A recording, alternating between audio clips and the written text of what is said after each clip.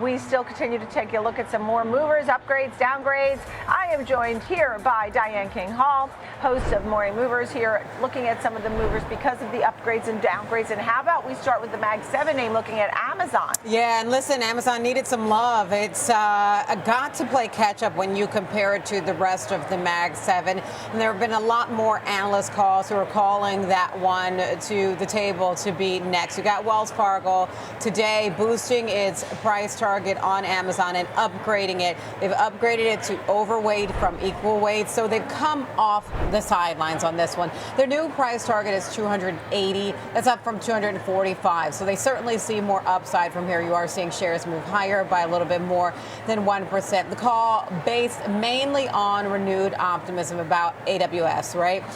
Why does this matter? Well, Amazon stock has been an underperformer this year compared to the Mag 7, compared to the NASDAQ that's been hitting records as well.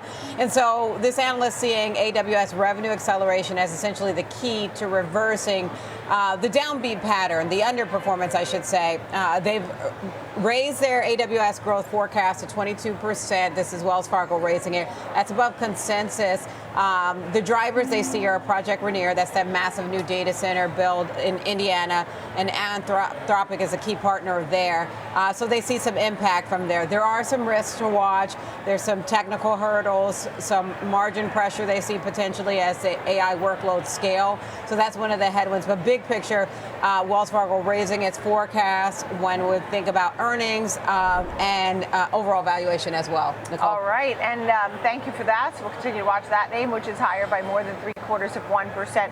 And I did mention that ServiceNow is a top performer in the S&P 500 today. Tell us a little bit about that story. It's up 3.8%. Yeah, so ServiceNow also getting some love from the sell side on Wall Street today. This one, Morgan Stanley. And Morgan Stanley is raising its rating to overweight, essentially the equivalent of a buy rating. The new price target that Morgan Stanley sees for ServiceNow is 1,250, so certainly some big upside from where we are now, because we're not even at 1,000 yet. And 1,000 sometimes is a hang up for investors, but you are seeing shares move higher by more than 3%, approaching a 4% gain right now off the back of this very constructive note. Morgan Stanley saying ServiceNow's core business is still strong, even in the face of some shakiness in the economic background. They're keeping up double-digit subscription revenue growth, some 20% there. They like the profit margins. They think they are healthy, and they like the strong cash flow that ServiceNow has. And more importantly, they're investing in AI tools to help their customers adopt generative AI. Everything that we're talking about, it feels like, or just about everything that we're talking about, has to have this AI theme. And the winners in this space are who can take advantage of AI the most, who can invest it and put into deploy it the fastest. So some investors, as you know, have been worried about AI competition and government spending cuts, and that potentially hurting demand. But Morgan Stanley is saying this misses the bigger picture here, that ServiceNow has multiple pathways to hit their 2026 revenue goals, Nicole. All right, well, we've had two upgrades.